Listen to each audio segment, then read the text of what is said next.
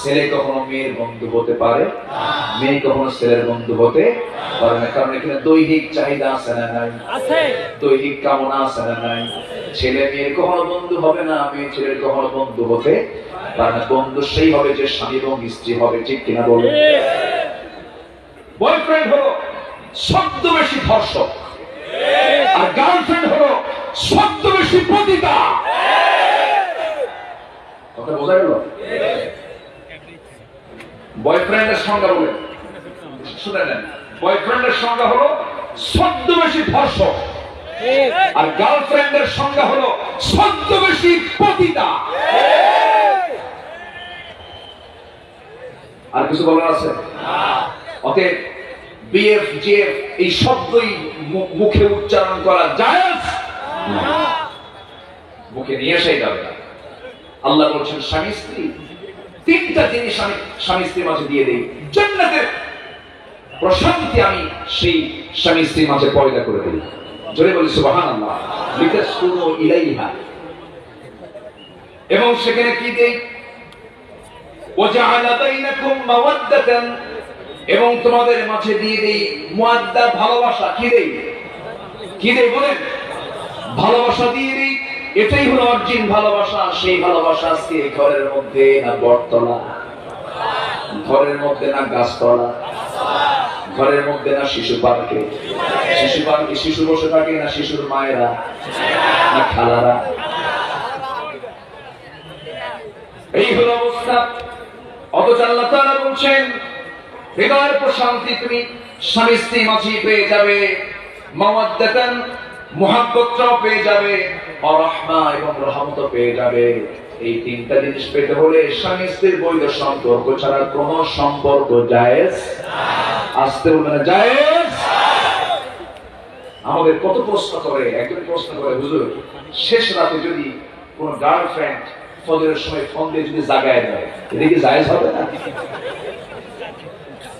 আবার আরেকদিন সেদিন একজন প্রশ্ন করছে, হুজুর একটা প্রশ্ন, 2 বছর যাবত একটা মেয়ের সাথে আমার দৈহিক রিলেশন, সে মেয়েটা আমাকে ফাঁকি দিয়ে চলে গেছে, ওর কি গুনাহ হবে না? তো বললাম হারামজাদা তুই আমার সামনে আয়। কি কথা কি বুঝতেছেন? এই হচ্ছে আজকের সমাজে চিত্র। ওঠে কেন? আমি কি শেষ করে দেবো? করতেছে কেন? অসুবিধা?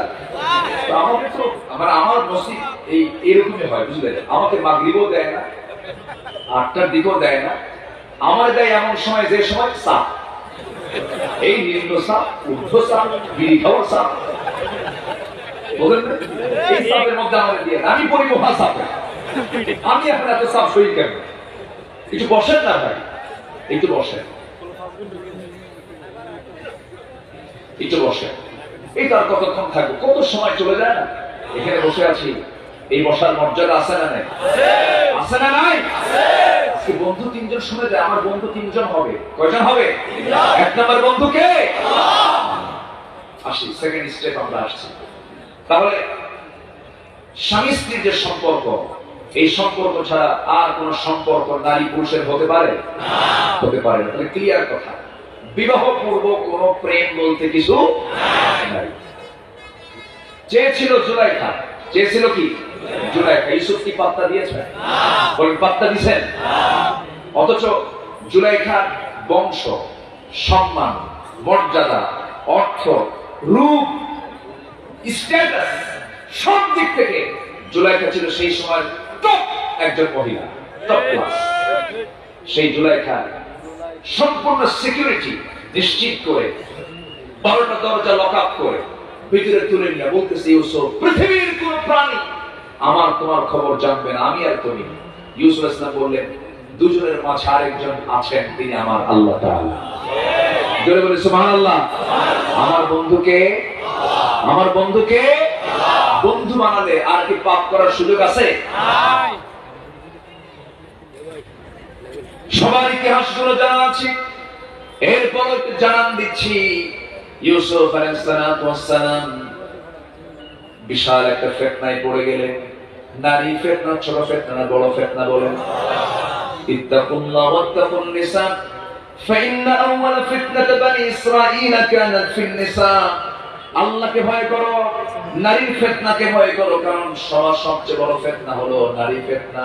এই ফিতনায় বনি ইসরাইলের সবচেয়ে বড় ফিতনা ছিল এই নারী ফিতনা। বহু আলেমের ইলম চলে গেছে, বহু বুজুর্গের বুজুর্গি চলে গেছে। এই জন্য এই ফিতনা থেকে বাঁচার জন্য চেষ্টা চালাতে হবে। শয়তান তো ওয়াসওয়াসা দিতেই থাকবে। ইহুদি খ্রিস্টানদের সবচেয়ে বড় এজেন্ডা হলো এক নাম্বার, মুসলমানদের ঈমান ধ্বংস করার জন্য মুসলিম পরিবারের মেয়েকে ঘর থেকে বের করে দেওয়া। আজকে মেয়েরা গায়ে কাপড় আছে না উলঙ্গ? গায়ে কাপড় না উলঙ্গ? উলঙ্গ। গায়ে কোনো কাপড় চোপড় নাই, মাথার চুল খোলা, হিজাব নাই, মেকআপ নাই, মাথা থেকে পা পর্যন্ত সাজানো, কপাল সাজানো, গাল সাজানো, চোখ সাজানো, চুল সাজানো। সম্মানিত ভাইরা, 4 শ্রেণীর মেয়েকে বিয়ে করে কখনো সুখী হওয়া যাবে না। কয় শ্রেণী? 4 শ্রেণী। যুবকরা শুনবা? আগ্রহ আছে? আমার কিছু যুবককে স্বামী হিসেবে গ্রহণ করা ঠিক না। এটা শুনবেন না? শুনলে তো টাকা দিয়ে পড়ে যাবে না। দুটাই বলা দরকার। যুবকদের কোন যুবককে স্বামী হিসেবে গ্রহণ করা উচিত নয়, মাদের তাকে বলি। ঠিক আছে না? আচ্ছা, নামাজ আগে না সতর আগে? সতর ঢাকা আগে, নামাজ আগে? যদি কেউ সতর না ঢেকে নামাজ পড়ে হবে? ওযু আগে না নামাজ আগে? ওযু আগে। ইদা কুনতুম ইলা সালাহ ফাগসিলু ওযুহাকুম। নামাজে দাঁড়াবা, আগে মুখ ধোও, হাত ধোও। ওয়ামসাহু বিরুসিকুম ওয়া আরজুলাকুম ইলাল কাবাইন। 4টা কাজ করো, এরপরে নামাজে দাঁড়াও। সতর ঢাকো, কিবলামুখী হও। কিন্তু যুবক নামাজে দাঁড়ায়, সতর ঠিক নাই। 100% আমি বলছি, দেখেন, অধিকাংশ যুবকের প্যান্ট ঠিক নাই। আমি তোমাদেরকে করজোরে বিনতি জানাচ্ছি, রিকোয়েস্ট করছি, এই পোশাকগুলো ছেড়ে দিতে হবে। নতুন প্যান্ট কিনে আনে, 2 হাঁটুতে কাপড় নাই। আমি কি ভুল বললাম? 2 হাঁটুতে কি নাই? ফাটা। বলা হলো কি ব্যাপার, নতুন প্যান্ট দাম কত? 4000। ফাটা কেন? ভুল করে, ফাটাই ডিজাইন। ফাটা কি ডিজাইন? ইঁদুর খাইছে না? ও ইঁদুর খাইছে। আচ্ছা, তাহলে হাঁটু যদি বের হয়ে থাকে নামাজ হবে? বলেন, হাঁটু বের নামাজ হবে? সতর হলো নাভি থেকে হাঁটুর নিচ পর্যন্ত সর্বক্ষণ এটা ঢেকে রাখা কি? একমাত্র হাজত ছাড়া সব সময়ের জন্য এটা ঢেকে রাখা ফরজ। এই ফরজ হুকুমটা কে দিয়েছেন? আজকে বলেন, কে দিয়েছেন? ফরজ লঙ্ঘন করলে অবশ্যই তার শাস্তি ছোট না বড়? হুকুমও বড়, শাস্তিও বড়। তাহলে এমন প্যান্টের হাঁটুতে কাপড় নাই। আচ্ছা, উপরে আসে বেল্ট। প্যান্ট যেটা পরবে সেই প্যান্টের বেল্ট হতে হবে নাভির নিচে না নাভির উপরে? এখন বেল্ট কোথায়? শুধু নাভির নিচে না, এমন প্যান্ট এত নিচে সীমান্ত বর্ডার। কি কথা কি বুঝতে গেল? যে কোনো মুহূর্তেই অঘটন ঘটে যেতে পারে। আবার মাঝে মাঝে দেখি শিশু বাচ্চার মতো খালি টানে, আবার নিচে পড়ে যায়, আবার টানে, মনে হয় খোকা, কিছু বোঝে না। আছে না নাই? এই পোশাক পরা হালাল না হারাম? আমি এই যে অনেক মিডিয়া আসছে, কি বলা দরকার তো আমার, নামাজ তো হচ্ছে না, পোশাক তো আগে ঠিক করা দরকার, তাকওয়ার পোশাক করা দরকার। বছর 3 আগে, 3 থেকে 4 বছর আগে মসজিদে এক মসজিদে ঢুকছি। ঢুকি তো আমি, আমার মানে নিয়ম হচ্ছে আমি ওযু বানায় মসজিদে ঢুকে প্রথমে আগে 2 রাকাত নামাজটা পড়ে। এটা সহিহ হাদিস দ্বারা প্রমাণিত। লাল বাতি জ্বলাকালীন অবস্থায় নামাজ পড়া নিষেধ। এগুলো দেখবেন, এগুলো কিছু দেখবেন। আমি শক্ত করে বলতেছি না, এগুলো দেখবেন না। কোনো কিছু দেখার দরকার নেই। ফরজ নামাজ যদি না শুরু হয়ে থাকে, যত কাজ, যত খুতবা, যত আলোচনা যা হয়, কোনো কথা নাই। মসজিদে ঢুকি, কয় রাকাত নামাজ? 2 রাকাত নামাজ পড়েছেন মুহাম্মদ সাল্লাল্লাহু আলাইহি ওয়াসাল্লাম। তুমি নামাজ শুরু করবো, নামাজ শুরু করতে পারবো না। সামনে দিকে এক যুবক এরকম একটা ছেঁড়া প্যান্ট আর সাত একখান নিয়ে নামাজ শুরু করছে। তো ভাবলাম দেখি আগে কি নামাজ পড়ে দেখি।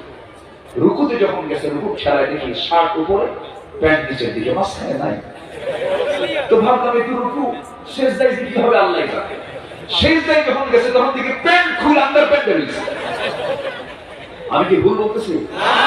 ভুল বলতেছি? তাহলে নামাজের মধ্যে যদি আন্ডার প্যান্ট বের হয়, সতর বের হয়, তাহলে কি নামাজ হবে? হবে নামাজ?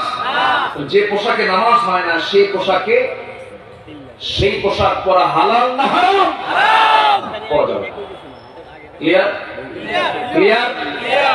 তাহলে যে পোশাক পরে হারাম পোশাক, ওই পোশাকের পুরুষকেও স্বামী হিসেবে গ্রহণ করা হালাল। বলেন বলেন বলেন। মাথার চুলে আসে না। মাথার চুলগুলো দেখছেন, ম্যাক্সিমাম যুবকদের মাথার চুল কি ঠিক আছে? বলেন। এই দিকে চুল নাই, এই দিকেও চুল নাই, একদম চামড়া বের করা, কাউয়া কাটিং,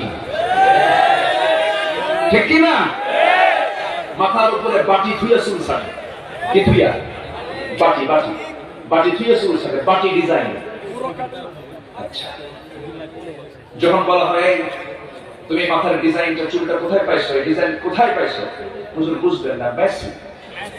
তুমি কি নেইমার? তুমি কি কুত্তা? আছে না? এগুলো আছে না? নাই? আমার চুলের মডেল হবে মুহাম্মদ সাল্লাল্লাহু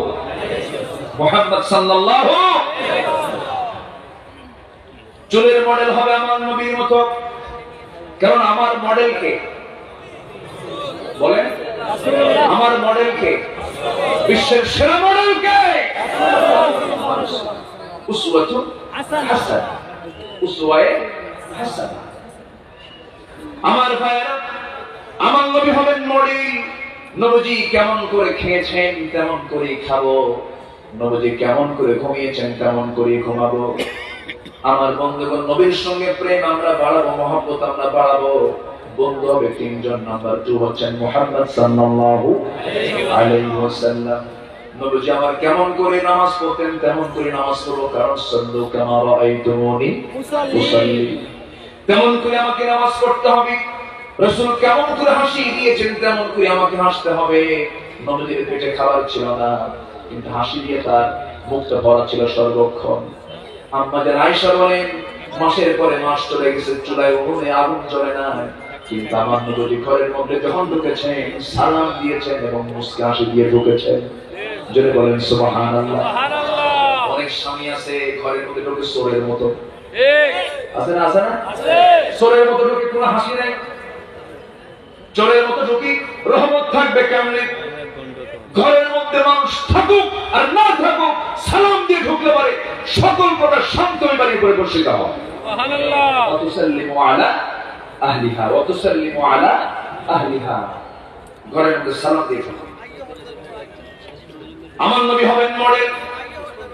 সেই নবীর সঙ্গে মহব্বত বাড়ানোর জন্য তার প্রতি দরুদ শরীফ কম পড়বো না, বেশি পড়বো, বেশি পড়বো। যদি কেউ রাসূলকে স্বপ্নে দেখতে চান, ঘুমানোর আগে একটা আমল শেখায় দেই, বেশি করে দরুদ পড়তে পড়তে পড়তে পড়তে ঘুমিয়ে পড়বো। কোন একটা রাত আমার সামনে আমার রাসূল হাজির হয়ে যাবে। আমরা এই আমলটা করবো। জোরে বলি ইনশাআল্লাহ, আরো জোরে বলি ইনশাআল্লাহ। ফেসবুকে সময় নষ্ট করার কি দরকার? ফেসবুক এটার নাম না, এটার নাম দিছি গীবত বুক। ফেসবুকের নাম কি? গীবত বুক। গীবত বুক, গীবতের বই। ফেসবুক না, ফেসের বই এটা না, এটা গীবতের বই। শুধু গীবত দিয়ে ভরা। কোথায় কি করছে, কোথায় কি হয়েছে, এগুলো সব লেখে। ও বিরুদ্ধে লেখে, ওর বিরুদ্ধে লেখে। ইমানদার তো সেই জন্মের দোষ না খুঁজে নিজের দোষ খুঁজে বেড়ায়। ইমানদার তো সেই জন্মের গুণ খোঁজে, নিজের দোষ খোঁজে। আল্লাহু আকবার বলে। তাহলে কোন পুরুষকে বিয়ে করা যাবে না এটা বললাম, আর কোন শ্রেণীর মেয়েদেরকে বিয়ে করা যাবে না আমি একটু বলে দিচ্ছি। 1 নম্বর হলো অতিরিক্ত রূপচর্চা যারা করে। রূপচর্চা আছে না কিছু? স্বাস্থ্যের চর্চা তো করতে হবে, স্বাস্থ্যের যত্ন নিতে হবে, এটা আমি মানা করছি না। কিন্তু রূপচর্চা মানে বলতেছি কি, আল্লাহ তাআলা যে চামড়া দিয়েছেন এই চামড়ার পছন্দ না। এর উপর আমরা প্লাস্টার করে আটা ময়দা লাগায়। আটা ময়দা মাখানো কিছু আছে না নাই? এই সমস্ত নারীকে বিয়ে করলে কখনো সুখী হওয়া যাবে? যাবে। নাম্বার 2 হলো নিজের রূপ যে দিয়েছেন আল্লাহ তাআলা, সেই রূপের বড়াই করবে। রূপের বড়াই করা কিছু মহিলা আছে না? স্বামীটি একটু কালো হয়ে গেছে, বউটা একটু ধলা সুন্দরী, সঙ্গে সঙ্গে যদি কোনোদিন হঠাৎ করে কোনো গন্ডগোল লাগে, গন্ডগোল লাগলেই বলবে তোমার একটা চেহারা হলো, আমার সঙ্গে তোমার যে বিয়ে হয়েছে আমার চেহারা তোমার চেহারা নেই, এ তোমার 14 গোষ্ঠীর কপাল। এরকম খোটা মারা মহিলা তো ফেনী জেলায় নাই। ফেনী জেলায় আছে? সাবধান থাকবে, সুখী হবেন না। রূপ দিয়েছেন কে? আল্লাহ। ক্যান্সার দিয়া পচায় দিতে পারেন কে? আল্লাহ। আসতে বলবেন না কে? রূপের বড়াই করা যাবে না। নাম্বার 3 হলো যে স্বামীকে ঘন ঘন খোটা দেয়। খোটা দেওয়া মহিলা তো নাই? আছে না? আর যে মহিলা বলে ফেলে যে স্বামী আমার বাড়িতে থাকলে ভালো, না থাকলে আরো ভালো, আছে না? আছে না? স্বামী আমার থাকলে ভালো, না থাকলে আর প্রবাস হয়ে গেলে আরো ভালো। যেরকম নাউজুবিল্লাহ, যেরকম নাউজুবিল্লাহ। আচ্ছা, আমি যে কথাগুলো বলছি এই সমস্ত কথাগুলো বলার দরকার আছে না? এই বিষয়গুলো একটু খেয়াল করার চেষ্টা করবেন। আল্লাহ তুমি এলাকার মাদেরকে দিন বুঝে আমল করার তৌফিক তুমি আল্লাহ দিয়ে দাও। জোরে বলি আমিন। কি মহিলা ছিলেন আসিয়া আলাইহিস সালাতু ওয়াস সালাম, কি নারী ছিলেন, স্বামীটা কত জঘন্য ছিল। আমি আসিয়ার কথা যখন মনে করি, জানেন আল্লাহ তাআলা ইমরাত ফিরআউনের কথা বলেন, মিসাল দিয়েছেন, আসিয়া আলাইহিস সালাতু ওয়াস সালাম মিসালটা দিয়েছেন। কি বন্ধু তিনি বানিয়েছেন আল্লাহ তাআলাকে। আমাদের এক নম্বর বন্ধুকে আল্লাহ তাআলা। আসিয়া আলাইহিস সালামের একটা ইতিহাস মনে করলো আমরা। আল্লাহ তাআলা তাকে দিয়ে সব পরীক্ষা নিয়েছেন, পারিবারিক পরীক্ষা, সামাজিক পরীক্ষা, ধনাঢ্য শ্রেণীর পরীক্ষা, রাষ্ট্রের পরীক্ষা, সব পরীক্ষায় আসিয়া ফেল না পাস, ফেল না পাস, পাস করছে। আসিয়া আলাইহিস সালাতু ওয়াস সালাম দিনটাকে মেনে নিলেন, আল্লাহকে বন্ধু বানালেন। ফেরাউন বলে ফেলল, আসিয়া তুমি আমার ঘরের নাগরিক হয়ে, আমার ঘরের সদস্য হয়ে তুমি এই কত বড় অপরাধ করে ফেললে, তুমি এগুলো ছেড়ে দাও। আসিয়া বলছেন, স্বামী আমার, আমি আপনাকে সম্মান করি, শ্রদ্ধার চোখে দেখি, এটা আমার কোনো কমতি নাই, কিন্তু আপনি আমাকে যে প্রস্তাব দিচ্ছেন, প্রয়োজনে দুনিয়া থেকে বিদায় নেব, কিন্তু আমার বন্ধু আমার আল্লাহকে ছাড়বো না। আসিয়া আলাইহিস সালাতু ওয়াস সালাম শেষ পর্যন্ত দেখা গেল তাকে দুনিয়া থেকে বিদায়ের সিদ্ধান্ত পর্যন্ত পাকাপোক্ত হয়ে গেল। জল্লাদকে ডাকা হলো, জল্লাদ সামনে হাজির হয়ে গেল, দুটো হাত দুটো পা বেঁধে ফেলা হলো। আসিয়া আলাইহিস সালাতু ওয়াস সালাম চোখের সামনে দেখতেছেন নিশ্চিত মৃত্যু, অথচ দুনিয়ায় তার কি ছিল না। ওই সময় ফেরাউনের স্ত্রী মানে গোটা দুনিয়ার শাসকদের সে ফার্স্ট লেডি, বিশাল বড় পদ, সব পদ ছেড়ে দিলেন, বন্ধু ধরলেন কাকে? আসতে বললেন না কাকে? আসিয়া আলাইহিস সালাতু ওয়াস সালাম শেষ পর্যন্ত কি হলো? দুই হাত দুই পা বেঁধে দেওয়া হলো। জল্লাদ করলো কি, হাতের মধ্যে লোহার চিরুনি নিয়ে মাথা বরাবর লাগায় দিল চিরুনি। লোহার চিরুনি দিয়ে চামড়াগুলো, মাথার চামড়া টেনে টেনে নিচের দিকে নামতেছিল, নিচের দিকে নেমে আনতেছিল। এমন সময় তাফসীরে এসেছে, আসিয়ার মুখ থেকে চুল পরিমাণ কোনো আওয়াজ বের হয় না, একটা আওয়াজ বের হয়েছে। এক নাম্বার বন্ধু কার নাম? আল্লাহ। আসতে বলবেন না কার নাম? ওয়াল্লাযীনা আমানু আশাদ্দু হুব্বান লিল্লাহ। ঈমানদার যারা, তারা আল্লাহকে সবচেয়ে বেশি মহব্বত করে, বেশি ভালোবাসে। আসিয়া আলাইহিস সালাতু ওয়াস সালাম এক পর্যায়ে যখন জীবন প্রদীপ নিভে নিভে যাচ্ছিল, এমন সময় তিনি করলেন কি? আসিয়া আলাইহিস সালাতু ওয়াস সালাম আল্লাহর দরবারে আকাশের দিকে তাকায়া বলছে, মাবুদ তোমার কাছে আমার প্রার্থনা, তিনি যে দোয়াটা করেছেন সেই দোয়াটা তার কিতাব ছিল তাওরাত কিতাব, অথচ আল্লাহ তাআলা তার দোয়াটা কোরআন নামক কিতাবের মধ্যে ঢুকায় দিয়েছেন। তিনি দোয়া করছেন, রব্বি বিনিলি ইনদাকা বাইতান ফিল জান্নাহ ওয়া নাজ্জিনি মিন ফিরআউনা ওয়া আমালিহি। আল্লাহ তাআলা, তোমার কাছে আমার প্রার্থনা, তুমি আমার জন্য বানায়া দিবা একটা মাত্র ঘর। জান্নাতের মধ্যে কয়টা ঘর? জান্নাতে একটা ঘর থাকলে তো সে সুখী হবে না, কিন্তু তিনি একটা ঘরে চাইলেন, আল্লাহ তুমি আমাকে একটা ঘর দিবা, কিন্তু সেই ঘরটা হওয়া চাই তোমার ঘরের দেওয়ালের সাথে। জোরে বলুন সুবহানাল্লাহ। তোমার ঘরের দেওয়ালের সাথে ছোট্ট একটা ঘর তুমি আমাকে দিয়ে দিবা। ওয়ানাজ্জিনি মিন ফিরআউনা ওয়া আমালিহি, এবং ফিরআউনের অনিষ্ট থেকে তুমি আমাকে বাঁচায় দাও। আমি দুনিয়া থেকে বিদায় নেব, কিন্তু আমি তোমার বন্ধুত্ব আমি ছাড়তে পারবো না। আল্লাহ জোরে বলুন সুবহানাল্লাহ। আর আমার দেশে একটা সিগারেটের প্যাকেটের কাছে ঈমান বিক্রি হয়ে যায়, আছে না? আছে। সিগারেটের একটা প্যাকেট দিলেই ঈমান, ভাই দিয়ে দিলাম, আমানত দিয়ে দিলাম, আছে না? নাই? বুঝে না, ইঙ্গিতে অনেক কিছু বোঝা যায়, কিন্তু বুঝে না। সম্মানিত ভাইরা, তাহলে আমাদের বন্ধু এক নাম্বার কে বলেন? আল্লাহ। নাম্বার 2 মুহাম্মদ সাল্লাল্লাহু আলাইহি ওয়াসাল্লাম।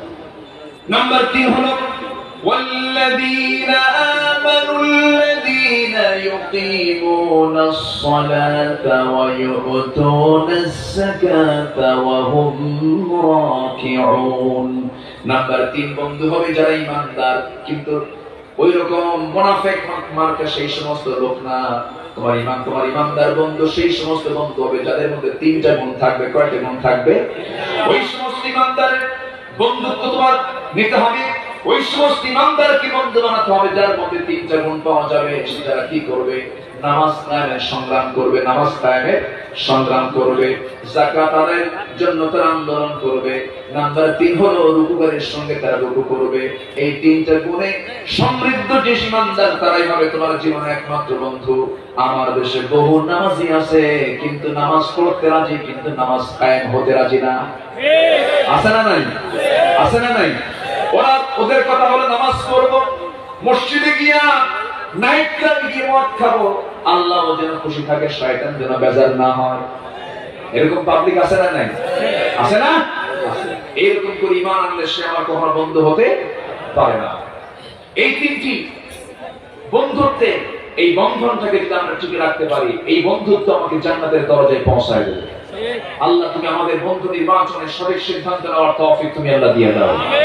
সবাইকে আমরা 5 ওয়াক্ত নামাজ পড়ি, ইনশাআল্লাহ। 5 ওয়াক্ত নামাজ পড়ি, ইনশাআল্লাহ। 5 ওয়াক্ত নামাজ আর কোনদিন ছেড়ে দেব না। কারা একটু হাত তুলে দেখেন তো দেখি, ইনশাআল্লাহ। জোরে বলি ইয়া আল্লাহ, আল্লাহ।